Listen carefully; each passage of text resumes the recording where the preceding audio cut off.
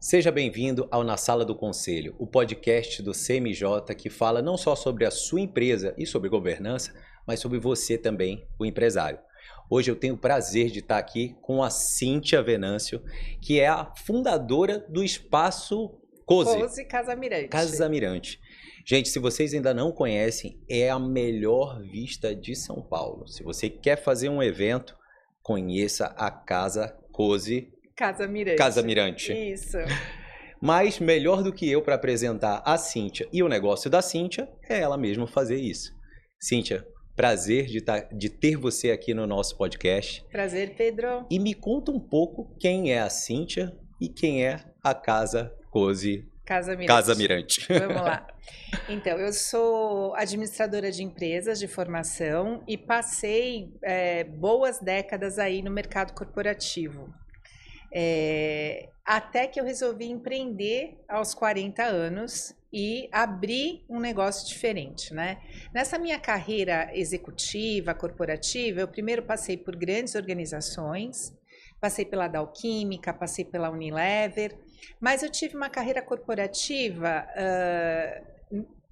o maior tempo foi numa consultoria, que se chama Integration Consultoria. Conhece? Então, a Integration foi minha casa durante 11 anos e eu sempre penso o seguinte, eu acho que eu sempre tive uma veia empreendedora e trabalhar na Integration como consultora, e quando eu cheguei lá, a Integration era pequenininha, pequena, né? Foi empreender, porque era uma liberdade total da gente fazer a carreira, a carteira de clientes, os projetos, a gente tinha que ir para a luta. Então, eu acho que eu tive a oportunidade na consultoria de ter, entre aspas, o meu próprio negócio ou de repente, trabalhar com aquele espírito de dono, sabe? Um espírito mais desbravador. E lá eu fazia projetos mais relacionados à área comercial e foi essa onda que eu surfei durante uns 11 anos lá na consultoria, até que a vida muda, né? E aí As vontades mudam. Eu tive algumas questões na minha vida pessoal e eu, de repente, vi que a minha roupa profissional não estava cabendo mais. E quando eu vi que a minha roupa profissional não estava cabendo mais, eu acho importante falar isso, eu fiz uma transição de carreira que não foi assim rapidíssima. Eu fiquei 6 ou 7 anos sem saber o que fazer. Mas ainda na Integration. Ainda na Integration. E como eu tinha um vínculo muito bacana com sócios, durante 4 anos eu fiquei lá, eles sabendo que eu não queria mais ficar lá, mas que eu ainda não sabia o que eu queria fazer. Então a gente fez um acordo de tipo, olha, eu posso ser útil para vocês, vocês podem ser úteis para mim, uma hora o desligamento vai acontecer, mas estou aqui para ajudar vocês. E aí eu fiz uma transição de projetos para uma área de RH, fui cuidar do RH interno, fui cuidar de uma área de treinamentos que eles estavam querendo também começar. E, em paralelo, eu fui fazer uma série de formações em antroposofia, que é uma fonte que eu bebi bastante. Eu fiz praticamente uma faculdade de antroposofia. Fiz formação de consultores, eu fiz um aprofundamento em antroposofia e fui até para um curso de coaching. Então, nesse período que eu não sabia o que eu queria fazer, eu me aproximei muito desse mercado de desenvolvimento humano e chegou uma hora que eu achava que eu seria até uma consultora de desenvolvimento humano, que vai nas organizações e que faz os team buildings e que facilita diálogos, por exemplo. Mas não era isso que batia no meu coração. Era todo esse ecossistema que eu estava conhecendo, mas não era isso que batia no meu coração. Durante essa formação de antroposofia, eu fiz vários retiros fora de São Paulo. E nesses retiros, eles escolhem lugares onde você fica muito imerso na natureza. E isso me fez muito bem. Eu conto essa história porque a Cozy, o propósito dela, como ela foi gerada como negócio, tem a ver com isso. Sim. Porque em algum momento aconteceram 2 coisas. Eu tive essa experiência, eu vi como era importante estar perto do verde, como era importante respirar, né? Ter esse lugar de refúgio. E também né, quando eu tava já para me desligar da integration, porque chegou uma hora que veio a hora do basta, olha, tipo, olha, agora eu não quero mais, vou sair porque o mundo tá me chamando para outra coisa, eu não sei exatamente o que que é, mas agora eu faço um sabático, né, termino meu curso de coaching, eu tinha pelo menos esse plano aí, né, para ocupar o tempo e tal, mas me veio uma grande vontade de comprar uma casa, do além. Na época, separada com 2 filhos pequenos, eu moro no Morumbi, como é que eu ia comprar uma casa? Como é que eu ia morar numa casa com 2 filhos, um de 8 anos, outra de 6 anos, lá no Morumbi? E eu fiquei debatendo com essa ideia, mas assim, qualquer casa que eu via que estava em exposição, eu entrava para ver. Eu sonhava com casa, eu não sabia nem a diferença do que é zona residencial e zona comercial, para você ter uma ideia. Mas veio essa vontade. E no curso da antroposofia, uma das coisas que eu aprendi é que você tem que prestar muita atenção na sua vontade. Então, quando eles falavam isso, eu falava assim, eu tenho que prestar muita atenção nessa vontade de ter uma casa, né? Aí, um belo dia, eu tive um insight, ainda antes de sair da integration. Falei, bom, se não é uma casa para morar, porque não tem condições de morar, talvez seja uma casa para trabalhar. Então, de repente, eu posso ter uma casa, né? Realizar esse sonho de ter uma casa e ter o meu escritório para atender coaching. Aí eu posso ter uma sala que eu posso alugar para grupos. E esse aluguel pode ajudar a pagar o aluguel da casa. Tipo assim, era essa a matemática na minha cabeça, né? Porque você não sabia até... Eu não sabia. Então eu saí da integration, pedi demissão da integration, sabia que ia fazer o curso de coaching e já tinha visitado algumas casas. Inclusive... já tinha pego o contato dessa casa, que foi a primeira casa que eu comprei. Eu saí no dia 10 de outubro da consultoria. No dia 24 de outubro, eu fui visitar essa primeira casa que eu acabei comprando, que era uma casa que estava caindo aos pedaços, numa área que não era residencial, era uma área comercial, né? E aí foi visitando a casa, num domingo à tarde, junto com os meus 2 filhos e o meu pai, que eu me apaixonei por aquela casa. Aí, ao invés de uma sala, eu vi 2 salas. Aí eu enxerguei tudo. Eu enxerguei o escritório onde eu podia atender coaching, eu enxerguei a sala do grupo, a outra sala do grupo. E aí o meu plano estava feito. Eu vou transformar essa casa num lugar para alugar para grupos. Beleza. Aí eu fiz o curso de coaching e comecei a pesquisar essa possibilidade. Se era financeiramente viável. Exatamente, a fazer um plano de negócios, né? Com a bagagem que eu já tinha, comecei a fazer um plano de negócios. E aí, eu pensei, naquela época, os coworkings estavam começando a bombar. Inclusive, isso você está falando de mais ou menos quando? 2010, que foi o ano que eu conheci essa casa, né? Inclusive, eu virei sócia de um estúdio de coworking, porque... andando por aí, conheci um estúdio de coworking, que era ali nos Jardins, e aí eu vi que não era coworking o que eu queria fazer. Era evento. E aí eu comecei a projetar essa casa para evento. E aí reformei essa casa para evento, mas foi lindo esse processo, porque eu estava reformando uma casa, e aí a arquiteta, na hora da cozinha, a arquiteta perguntava assim, tá bom, vamos fazer aqui sua cozinha, né? Como é que você vai servir essas pessoas? Vai ser empratado, buffet americano? Quantos itens você vai servir para essas pessoas? O estoque, como é que é? Onde é que você vai colocar o seu estoque? E a louça? E, eu não tinha noção de nada disso. De nada. Eu não tinha noção nem de colocar o garfo na esquerda, a faca na direita, sabe? E aí eu tive que começar a imaginar, fazer esse exercício imaginativo para fazer a arquitetura da casa, para funcionar para 2 grupos, com aqueles escritórios ainda que poderia alugar. E esse virou meu plano. E aí eu reformei, fiz o plano, validei com muitos amigos que entendiam de eventos, refiz no papel, meu arquiteto quase ficou louco, mas a gente lançou a Cozy em dezembro de 2012, já com a Whirlpool como primeiro cliente da Cozy. Eu não fazia ideia do que vinha pela frente. O conceito, porque daí eu investi numa casa que tinha jardim, eu investi numa casa que tinha luz natural, aí eu investi numa reforma que fazia dessa casa uma proposta completamente diferente de um hotel. para ser diferente, né? E aí, quando a gente inaugurou, eu acho que esse conceito ficou tão claro e o mercado de eventos de São Paulo é tão novidadeiro que 2013, assim, bombou. Eu não sei como é que eu dei conta, as pessoas apareceram para trabalhar comigo, foi aquela loucura. E essa primeira casa era uma casa que eu tinha espaço, salas para receber até 25 pessoas, as 2 salas, né? E aí, nesse ano que as pessoas chegaram, já chegou minha sócia, eu tenho uma sócia comigo, que começou a cuidar da área comercial, né? E eu comecei a perceber ela atendendo telefonemas e falando assim, nossa, evento para 40 pessoas? Putz, a gente não atende. Ah, evento para 60 pessoas? E eu vendo que esse negócio de evento era lucrativo, né? Não tem. Eu falei, gente, eu preciso navegar essa Avenida Morumbi atrás de uma outra casa, porque eu já vi que a localização era boa, porque eu arrisquei na localização. Eu não tinha certeza que aquela localização que eu escolhi, naquele lugar da avenida, que é um lugar mais vazio ali da Avenida Morumbi, daria certo. Mas quando eu vi que deu certo, eu falei, eu vou atrás de outra casa.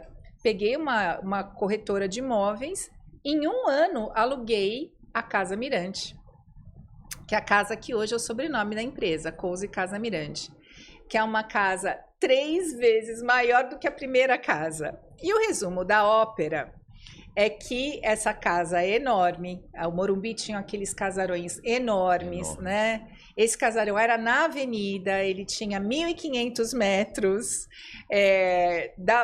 Hoje tem 4 salas de reunião, né? E hoje eu recebo, ao invés de 25 nas minhas maiores salas, eu recebo 100 pessoas. Então, eu mais que quadrupliquei a capacidade de atendimento nessa nova casa. E o que aconteceu, aos poucos, eu convivi com 2 casas e veio a pandemia. Na pandemia eu resolvi vender a primeira casa. Então, hoje eu estou com a Cozy Casa Mirante, a primeira casa foi vendida, não é mais da Cozy, mas essa foi a história. E essa casa, a Cozy Casa Mirante, tem esse skyline, né? Sim. Que é uma das marcas registradas do negócio. A gente está no ponto mais alto da Avenida Morumbi. E quando eu entrei nessa casa, que eu vi aquele skyline e a sala de estar da casa, não tinha nenhuma coluna, quer dizer, dava para receber. Eu falei assim, é aqui, o pessoal vai surtar com essa sala. E realmente, hoje, essa sala da casa é o nosso carro-chefe. E já tem muita empresa com fotinho de time lá no nosso skyline nessa sala. E desde então, são 12 anos reformando essa casa. Só agora que eu parei de fazer tantos investimentos físicos nessa casa. Uma loucura. E, bem, você me contou uma história, você me contou uma história muito maior até do que eu imaginava que era a Casa Cozy. Mas o que me chamou a atenção foi essa combinação da antroposofia com a integration, né? Que são coisas que parecem que estão assim... Não, enfim, parece não, né? São mundos bem diferentes, se tocam, né? Se bem que a integration, ela tinha uma veia de autoconhecimento fortíssima. O do humano, né? Fortíssima. Então, acho que aí era o ponto de contato, né? Mas me chamou a atenção também porque o CMJ, ele tem um pouco disso, né? Ele tem um pouco desse humano e do pragmático também. Sim. Então, na hora que você me mostrou esses 2 lados da moeda, eu falei, agora eu entendo por que ela tá lá com a gente, né? Porque tem esses 2 lados da moeda. Não, eu não assusto quando fala que do amor e que o conselho tem amor, não assusta em nada. Mas que tem que ser pragmático também, né? Tem que ser pragmático também, exatamente. E me conta, você me contou uma história agora de troca de pneu com o carro andando, né? O tempo inteiro você estava ali se adaptando, vendo para onde o vento meio que te levava. Sim. Depois até que você entendeu qual que era o teu plano, o teu processo. E aí você me falou que você tem uma sócia hoje. Quando que essa sócia entrou? Junto lá na primeira casa? Não, a Manu, que é minha sócia, ela apareceu. Por conta da antroposofia, eu também entendo que quando você está em função de um projeto que é maior que você, que as coisas acontecem mesmo. Então, hoje, se eu pego a liderança da empresa, são 3, 4 pessoas que simplesmente apareceram. Eu não fiz nenhum processo seletivo, elas apareceram.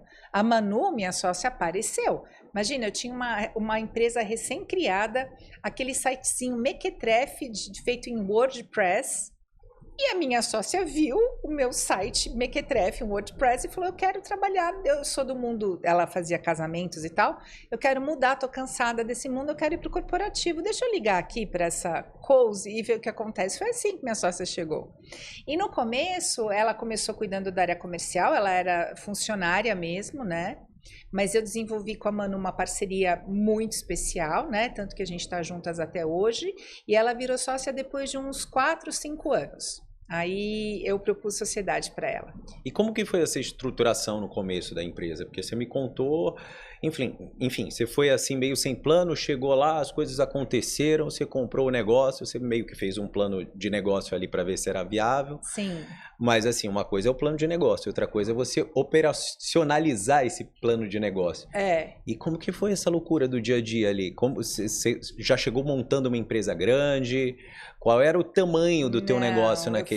Eu fui trazendo gente em função do que o negócio ia chamando, assim, sabe? Então, eu sempre corri atrás do rabo até hoje, eu ter hoje uma equipe que dá conta do tamanho do negócio de hoje.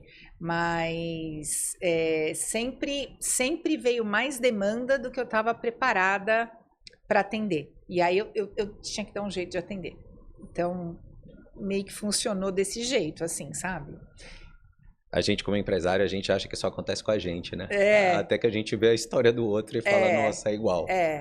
Eu sempre, durante muito tempo, eu tive a sensação de que eu estava atrasada, sabe? E eu agradeço. Atrasada em que sentido?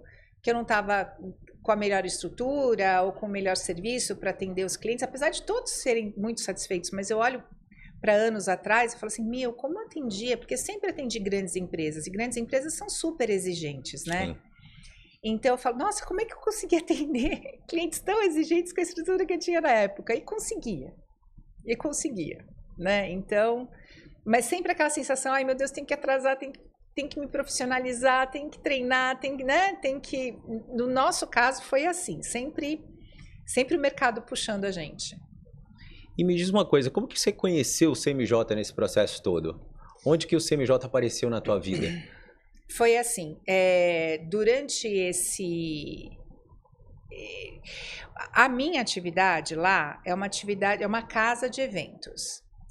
Então, eu acabei me envolvendo durante todos esses anos em assuntos muito de casa. Eu acabei me envolvendo em arquitetura, manutenção, bombeiro, jardim, louça, mesa de coffee break, comida, estimativa de comida. É como se eu administrasse uma casa muito grande. Sim. E aí fica nesse universo de assuntos, né? E a própria equipe, picuinha de equipe, né? Enfim. E aí eu comecei a sentir a necessidade de respirar e falar de negócios de novo. Você estava mais uma governanta do que falando de governança? Acho que não, mas assim, do tipo... Apesar de grandes empresas circularem lá, o meu foco é ser fornecedora de espaço. Eu não estou lá nas reuniões dos meus clientes, né? A conversa era outra. Né? Não, a conversa está acontecendo na sala que eu sou responsável, mas a conversa não é comigo. Então, eu acho que tinha um pouquinho de vontade de estar mais atualizada, de voltar a falar de negócios com outras pessoas, sabe? Sim. Eu sempre tive essa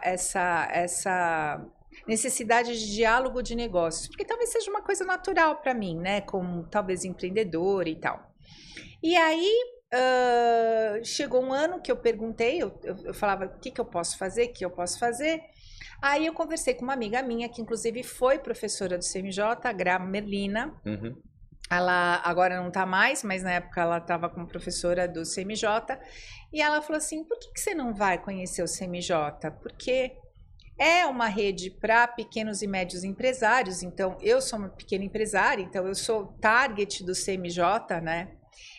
Eu nunca pensei em conselho para mim ou uma trajetória de conselheira, porque eu sempre pensava em grandes empresas, né? E eu já me sentia muito distante desse mercado corporativo. Eu não tenho mais nenhum linguajar, eu não tenho mais se eu tivesse que voltar para o mercado corporativo, simplesmente esse caminho não existe mais para mim, né?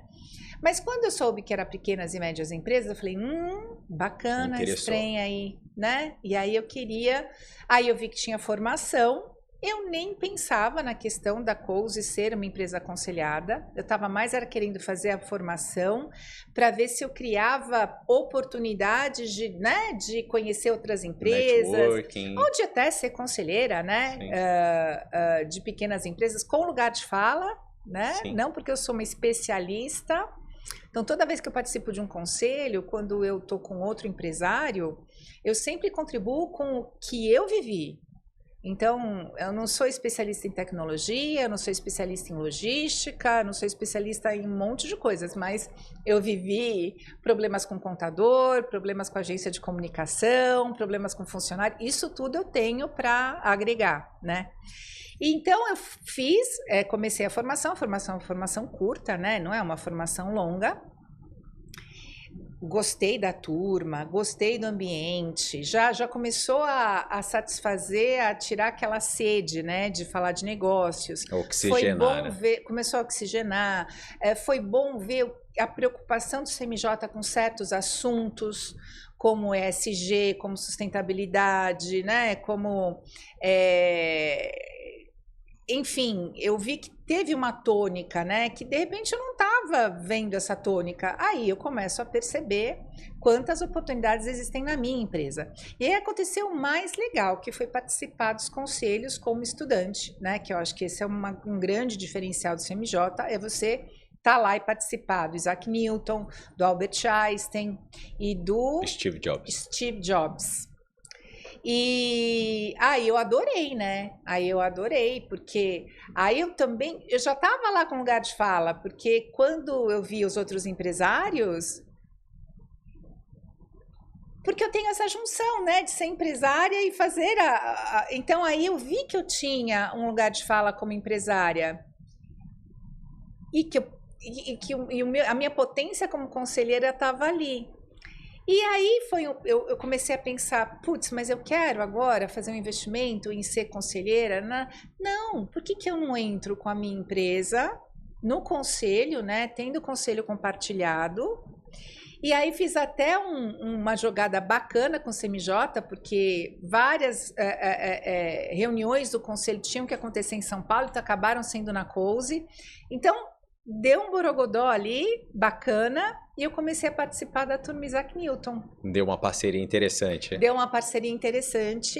E aí foi uma jornada que eu já estou há 1 ano e meio e que eu acho que eu cresci muito como empresária e muito como conselheira também, né? Porque nós, empresários, somos conselheiros dos outros empresários que estão lá, né? Então você não teve esse preconceito de falar assim, não, o conselho compartilhado não é para mim. Porque se você chegou lá como aluna, né, fazendo a formação prática da formação de conselheiro. Muito pelo contrário, quando eu fui nas 3 turmas, eu vi aqueles empresários falando de dores que eu tinha. Então eu falei assim, nossa, eu queria estar do outro lado recebendo a ajuda, né? Recebendo todas esses questionamentos e vendo como a minha operação funciona. Eu tenho as mesmas dores que eles, então meio que ficou óbvio que eu me beneficiaria de um conselho compartilhado. Que ótimo, porque tem muita gente que às vezes acha, poxa, eu tenho uma pequena, uma média empresa, esse negócio de conselho compartilhado não é para mim. Mas lá, como é uma coisa muito prática e composta por pessoas que têm essa vivência também, ou essa experiência como no mundo corporativo, ou essa vivência como empresário, você acaba sendo acolhido e acolhendo, né? Então aí entra aquela parte do humano, né? O humano e o pragmático. Você tá ali num grupo que você entende que as pessoas têm o mesmo problema que você, mas também você sabe aconselhar e você sabe enxergar coisas que a pessoa às vezes não está enxergando. E eu acho que o que é bonito é que, por exemplo, já tem um tempo que estou eu, o Ricardo da Schwank, que é um empresário do Sul, e agora o Luciano, que é da Carlito Autopeças, né, que é do Litoral. O bonito da gente, assim como o Nilo, que acompanha tudo, né? E o Gu agora acompanhando tudo. Nós somos conselheiros que acompanham tudo. Eu sei o que o Ricardo está passando desde 6 meses atrás, porque eu estou nas reuniões. O que o Luciano está passando, porque eu estou nas reuniões. Então a gente se interessa, é como se a gente... É diferente do conselheiro que vai lá, ad hoc, né? E que vai lá dar suas contribuições. Não, a gente é meio que parceiro, assim, sabe? Sim. A gente torce, a gente sabe o nome dos funcionários, dos outros empresários, a gente pergunta, a gente tem a gente fez a nossa reunião de acompanhamento mensal, agora na sexta-feira, às 5 da tarde, é muito amor envolvido, né? Para fazer, e todo mundo no maior gás, e como é que, você demitiu fulano e ciclano, como é que estão as metas? Interessado. E como é que está o fluxo de caixa? E entrou pedido, e tal coisa, tal evento, Cíntia, que você fez, então... É muito gratificante também quando tem essa liga dos empresários, o que eu tenho certeza, posso falar que na turma Isaac Newton tem. E me diz uma coisa, mas o que mudou nesse processo todo? Você falou que você está lá 1 ano e meio, o que mudou no teu negócio? E o que mudou na Cíntia também, nesse processo? Você falou um pouco da Cíntia agora, né, dessa amizade e tal, mas o que você acha que mudou nesse 1 ano e meio do teu negócio e da tua visão?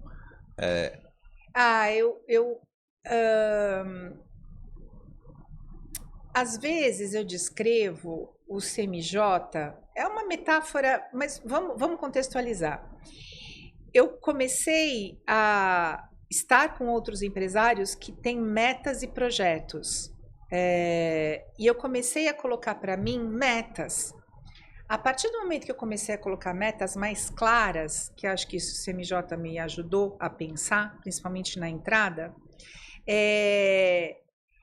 esse é um serviço que para pequena e média é um serviço que tem valor, né? Então a gente paga para estar nesse conselho e você não quer a cada 2 meses só falar o que aconteceu, você quer extrair o suco de quem está lá dessa inteligência coletiva. Então, começou a me dar... Sabe um personal trainer que você fala assim, eu quero desenvolver aqui os meus braços. Tá bom, você quer desenvolver braço? Então, você vai ter que fazer isso, sabe? Aí, daqui a 2 meses, meio que você tem que mostrar que o braço ficou mais forte, senão você vai receber o mesmo conselho. Entende? Então... Mas não adianta só você falar do braço, porque você precisa se desenvolver outras partes do corpo. Exato, então você tem que fazer exercício de braço, você tem que se comprometer a fazer exercício de braço, olha, ok, então a minha meta era fazer exercício de braço, ok, agora, olha, cheguei nisso, agora eu quero outra coisa, mas eu tenho que deixar o braço, eu tenho que cuidar do braço. Tem que cuidar do braço. Então, eu acho que o conselho, ele deu ritmo, ele deu motivação. Eu tenho que chegar numa apresentação de conselho com os meus números para mostrar, porque números é uma parte super importante lá que a gente fala, né, dos resultados. Então, eu tenho que estar com a minha apuração em dia. Então, o CMJ, ele deu ritmo... Método. Ritmo, mais ritmo do que método, eu diria. Ritmo e motivação para fazer aquilo que eu me propunha.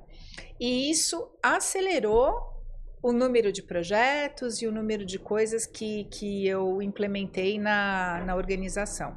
E me inspiro demais, né, nas pessoas que vão lá, nos conselheiros que vão lá. Por exemplo, hoje o Lu, da Carlito Autopeças, é um mega heavy user de inteligência artificial para negócios. Eu sou zero inteligência artificial para negócio. Então, toda reunião que eu tô com o Lu, eu saio com uma pulga atrás da orelha. Eu compro um curso de inteligência artificial, eu peço ajuda para fazer alguma coisa. Então, quando é aquela história, você vai jogando tênis com pessoas que são boas de tênis, você vai jogando tênis melhor, né? Então, sim, eu sinto isso também pela qualidade dos empresários que estão lá. Então, tem um desenvolvimento coletivo também, né? Tem.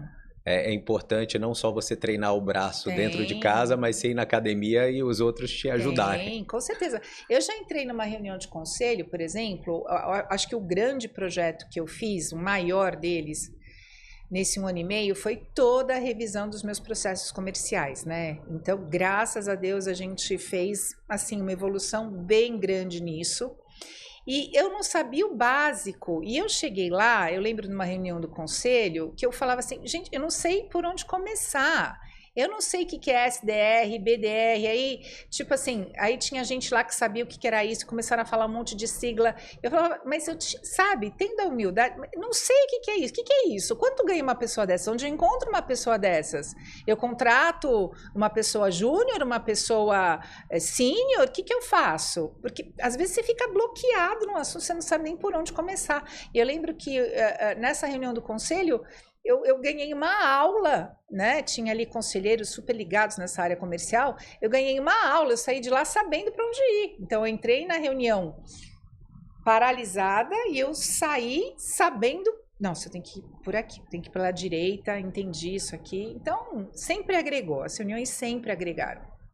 Então, você tinha crescido bastante e aí lá você sentiu que começou a profissionalizar, começou a dar mais músculo ao processo.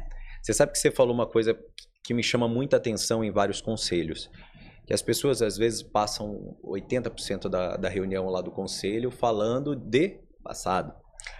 E aí, quando vão para falar do futuro, né, das coisas que precisam ser decididas de fato, aí pegam 10% da reunião. E não, reunião de conselho tem que durar 20% falando do passado, só para saber que o braço tá bom. Exato! E aí falar os 80%. Tô forte, hein? Tô forte. Agora eu quero falar de outro assunto. Agora vamos falar de outro assunto. Agora, qual que vai ser a próxima coisa? Exatamente, você tem que usar essas 2h30 de uma maneira inteligente também. O último conselho que a gente fez, agora, por exemplo, eu estou preocupada com o plano sucessório. E eu pisquei ali para o Gu e para o Nilo, falei, vou fazer uma coisa muito diferente nesse conselho. Vocês topam? Topamos. Então, a gente fez assim, ó, eu vou falar sem ninguém me interromper, porque tem isso também, tem que ter essa maestria dos conselheiros saberem falar na hora certa, né? Sim. Que nem todo mundo fala na hora certa, não vamos dourar a pílula, né? Tem que dar. Eu falei, eu vou falar, eu preparei um texto, eu vou falar sem parar, ninguém vai me interromper. Aí eu vou sentar numa cadeira virada de costas para vocês. E aí vocês vão comentar tudo que eu falei. Assim, como se eu não estivesse na sala. Que é uma técnica, chama aquário, né? Fishbowl, que chama. Uhum. Aprendi lá nos tempos da antroposofia, lá das dinâmicas de grupo. Foi maravilhoso. E foi diferente fazer desse jeito o conselho. E me tocou profundamente isso. Mas eu que pensei, sabe? Como é que eu vou falar desse assunto que eu tô com tanto entrave de um jeito diferente? Eu propus pro Gu e pro Nilo, eles toparam e a gente fez essa técnica. Então tem essa flexibilidade também, né? Tem. De falar, vamos testar esse processo que para mim vai ser melhor. E eles toparam e foi muito legal. Foi muito 10. E como que tá esse pensamento de governança em termos de sucessão, essa governança para o futuro aí? Então, eu comecei a tocar nesse assunto agora, mas, por exemplo, eu tenho uma empresa que, assim, o cenário, pelo menos atual, é que os meus 2 filhos não participem da empresa a longo prazo. Hoje eu não tenho esse cenário, né? Mas eu já estou com vontade de criar um comitê familiar. Eu já estou negociando a presença deles nos conselhos, para pelo menos uma vez a cada 2 meses eles saberem o que está acontecendo com a empresa, né? Eu já tenho uma meta pessoal de até o ano que vem, numa determinada data, sabe? Se acontecer alguma coisa comigo, pelo menos eles se orientam, eles sabem por onde navegar, mesmo que não sejam eles as pessoas que vão assumir a empresa. Então, eu já estou com uma meta pessoal de deixar isso resolvido em 1 ano e meio. Você enxerga, então, a sua empresa hoje como uma empresa familiar? Uma possível empresa familiar? Com eles na sucessão? Pode ser? Não, eu acho que no máximo eles vão fazer parte de um conselho administrativo e vão contratar alguém para gerenciar a empresa. Mas isso é sucessão patrimonial. Sim, mas eu não sei se aí eu chamo isso de empresa familiar. Empresa familiar. Sim, minha empresa porque eles familiar. São sócios. Isso. Quando a gente está falando de empresa familiar. Sim, não, minha empresa é familiar. Caiu agora a bola aqui no meu campo. Mas quando a gente fala de empresa familiar, geralmente a gente pensa mais no negócio em si. E toda família empresária, vamos dizer assim, ela tem 3 dimensões básicas, né? Que é a família, a propriedade e o negócio. Então, se você pode desenvolver os seus filhos para serem sucessores como sócios e não como operadores do negócio. Exatamente. É esse caminho que eu vou E isso você já está fazendo. Já estou pensando em como fazer. E que isso eu acho que às vezes paralisa muitas pessoas, porque as pessoas acabam achando que o único caminho que tem é a pessoa tocar o negócio. E não é bem assim. Não, e aí, às vezes, você tem um filho que vai, sei lá, ser médico. Exato. Aí você força a pessoa a entrar no teu negócio, a pessoa vai ser infeliz, vai ser um mau gestor e poderia ser um ótimo sócio. Exatamente. Agora, eles podem, e vai ser muito bom para eles. Rafael e Nicole podem ouvir esse podcast, né? São os meus filhos. Estou dando o recado, né? Ó, vamos ouvir esse aqui, né? Tem o ônus, o bônus de ser herdeiro, né? Tudo. Então, eles vão começar a participar, pelo menos, né? Ter esse olhar de dar as rédeas ou saber opinar nessa empresa, independente do caminho profissional que eles tomarem a decisão de seguir. Que legal. E me diz uma coisa, e esses são 13 anos? E olhando para trás, o que você acha que aconteceu com a Cozy? Aí vamos falar só Cozy, porque aí a gente pega todas as fases do processo, do projeto. O que você acha que mudou, assim? O que você enxerga se você for contar a história, assim? Poxa, olha onde eu cheguei, olha como começou tudo. Eu acho que... Eu sinto hoje que quando você é sócio fundador de um negócio, eu acho que até um determinado momento do crescimento da empresa, você se mistura muito com a empresa, né? E hoje eu percebo que a Cozy não é a Cíntia, né? E que eu sirvo essa Cozy, que foi criada com muito material da Cíntia, mas hoje já com muito material do time, né? Então, é bonito esse processo. É como se eu visse essa egrégora da empresa, que tudo bem, eu estou lá a serviço dessa egrégora, mas ela existe sem mim, né? Então, ela tem o seu propósito, ela tem a sua cultura, ela tem a sua persona, que não sou mais eu. Durante um tempo era, mas que não sou mais eu. E o que eu acho bonito é que hoje eu tenho um time muito bom trabalhando comigo. E sem falsa modéstia, eu sou aquele tipo de empresária que consegue tirar férias de 15 dias e não pensar na empresa. Difícil, hein? Que tem funções delegadas e que eu posso...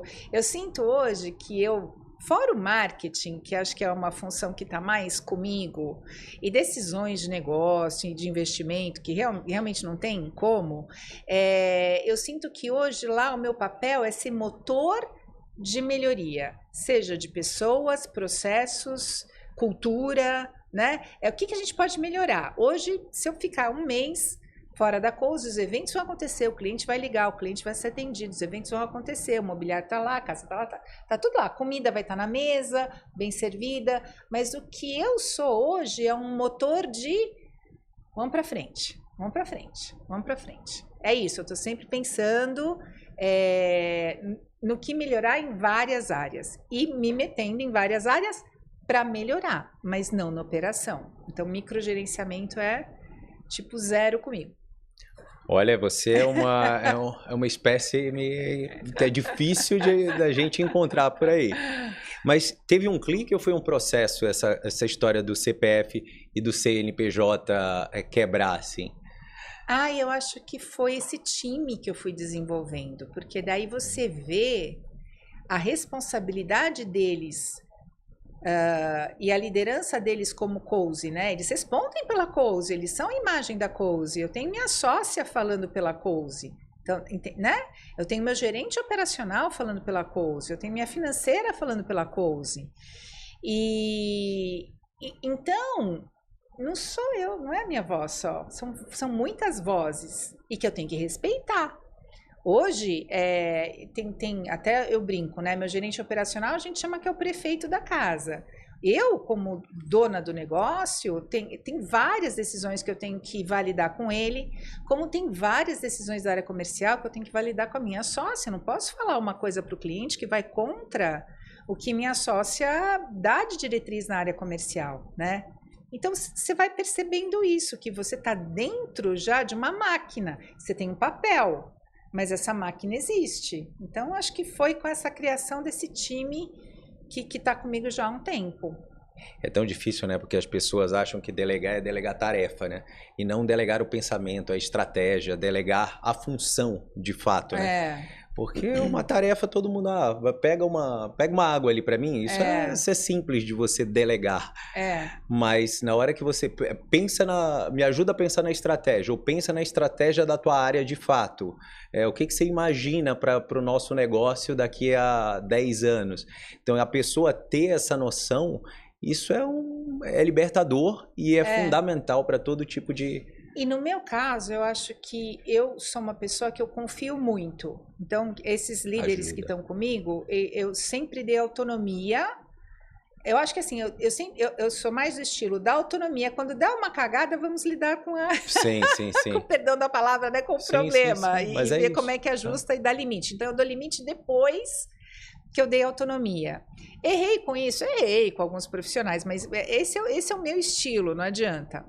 Então, eu acho que eu dei autonomia, esses líderes foram criando suas áreas, e aí o meu desafio agora é assim, quando eu percebo que as áreas precisam melhorar, como por exemplo a área comercial, a gente teve que fazer um super ajuste, eu também tenho que fazer de um jeito para construir junto com a minha sócia. Não adianta eu falar para ela, Manu, agora a gente tem que fazer desse jeito. Não. Ela que conhece as dores do dia a dia. Mas, Manu, e essas questões que a gente tem que endereçar? O que dá para a gente endereçar primeiro? O que não dá para endereçar? Ou o que você acredita que faz sentido a gente fazer? E é só quando ela acha que faz sentido fazer alguma coisa que realmente ela vai fazer. É verdade. Então, a gente tem que fazer essa leitura e não é impor. Então, quando eu falo de trazer melhorias, eu tenho que construir junto com eles isso. Não é só falar, vai ser assim a partir de agora e pronto. Não. Esse senso de paternidade, né, do projeto, ele é fundamental para você gostar ali, né? Para você estar ali, para você se doar para aquele projeto, é importante que você se sinta parte desse processo. E eu acho que uma parte muito negligenciada das empresas é a parte da contratação. Que a pessoa, ela investe muitas vezes em marketing e pouco em contratação. Mal sabe ela o quanto que é custoso você ter uma pessoa ruim dentro da sua empresa. Você vai treinar aquela pessoa, você vai desenvolver aquela pessoa vai sair do processo, porque muitas vezes não tem nem cultura da empresa para estar ali, e vai te dar um prejuízo absurdo, que vai te deixar na mão. Mas sabe o que eu também acho, assim que eu fui aprendendo um pouco? A gente teve algumas contratações, quando a cultura da empresa é forte, quando também a pessoa errada chega, fica tão claro, tão rápido assim, pelo menos pra gente. É expurgada, né? É expurgada. Ela é expurgada. É quase uma espinha que você tira. Você sabe que a gente vê esse processo também lá dentro do CMJ, né? Quando uma pessoa entra na comunidade que não era uma pessoa que era para estar ali, a pessoa mesmo se sente, ela vai se afastando. E agora, eu queria te pedir, como conselheira, um conselho para o nosso empresário que está ouvindo você agora e que toca a empresa sozinho, né?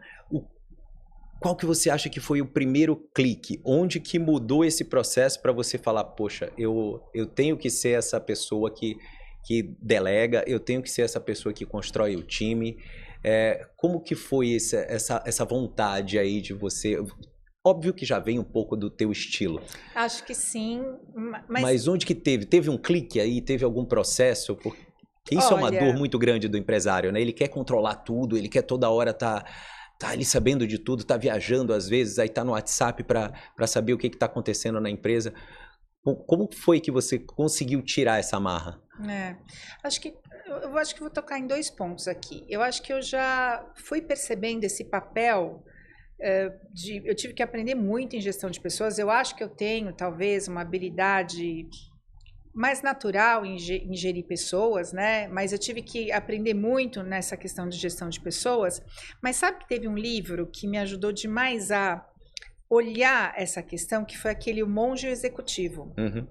que mostra aquela pirâmide, né? O líder tá, se você coloca o triângulo, o líder tá aqui na ponta do triângulo, ou se você inverte o triângulo, o líder tá aqui na base do triângulo. E o líder tá aqui, né? O líder tem que estar olhando todo mundo, o líder tá ali a serviço desse time que está executando esse serviço. E quando você se coloca nesse lugar, você muda completamente. Você sabe que o seu papel ali é ser esse maestro, essa orquestra. É você ver a necessidade desse time para desempenhar melhor. Mas o que eles estão precisando para desempenhar melhor? É treinamento? É processo que não está desenhado? O que está faltando? Ou são as pessoas que estão no lugar errado? Então, você tem que ter o tempo todo um diagnóstico do que esse time precisa para performar. E você está ali servindo eles. Eles estão precisando de água?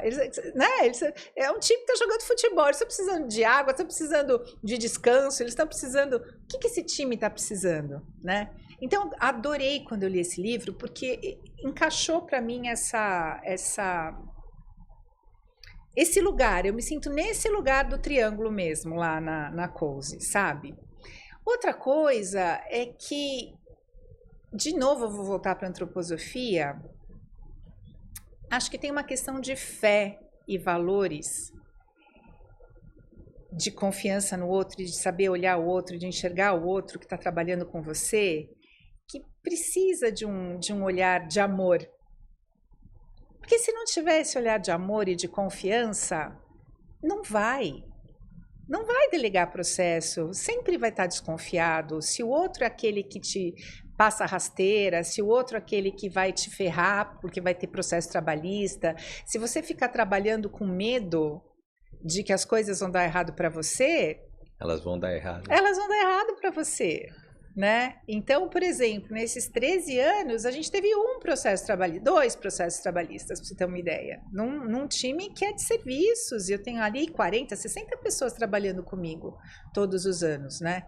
Então, eu acho que tem um pouco dessa atitude de amor e de confiança no próximo, de gostar do outro. Se o empresário não gosta, precisa de gente, e não gosta de gente... Tá no lugar errado, né? Temos um problema, né? Puxa, Cíntia, que conversa, hein? Que conversa legal. E você tirou a metáfora do maestro da minha cabeça, porque assim, para mim, é o maestro, é aquele cara que tá regendo toda aquela orquestra, mas ele não põe a mão no instrumento, né? É. Ele tá ali só, mas sem ele, mas ele tá completamente atento se tá desafinado, se esse aqui tá entrando antes, se o outro tá dormindo, se o outro tá com sono, é isso né? aí. Ele sabe se o outro tá com problema com o filho, né? E ele tá resolvendo como é que a gente se ajuda para essa música sair boa. Então eu acho muito isso do empresário. Agora conta pro pessoal que já ficou curioso como que eles acham a Cozy Casa Mirante nas redes sociais, sites. Claro. A gente tem o nosso Instagram, a gente tem 2 Instagrams, porque a gente faz tanto corporativo como festas também. Então acontecem festas lindas de final de semana lá. O Instagram corporativo é o Cozy, é Cozy com S, C-O-S-Y, _ eventos. E o de eventos sociais é o Cozy, _ festas. www.cozy.com.br, COSY de novo, e aí vocês acham a gente. Cíntia, foi um prazer ter Obrigada, você aqui na Pedro, sala do conselho. Foi ótimo. Que papo que a gente teve, eu espero que tenha ajudado bastante você também, que é empresário, com vários insights, essa visão completamente diferente dela de estar se dissociando da empresa aos poucos e conseguir ter essa liberdade de poder tirar umas férias sem estar refém do WhatsApp. É isso mesmo. Isso é muito difícil. É isso mesmo. E, gente, muito obrigado por você estar com a gente também durante esse bate-papo. E eu te vejo na próxima sala do conselho. E se você quiser, segue a gente também nas redes sociais, Conselho Mudando o Jogo, e também no nosso site cmj.com.br. Até a próxima sala de conselho.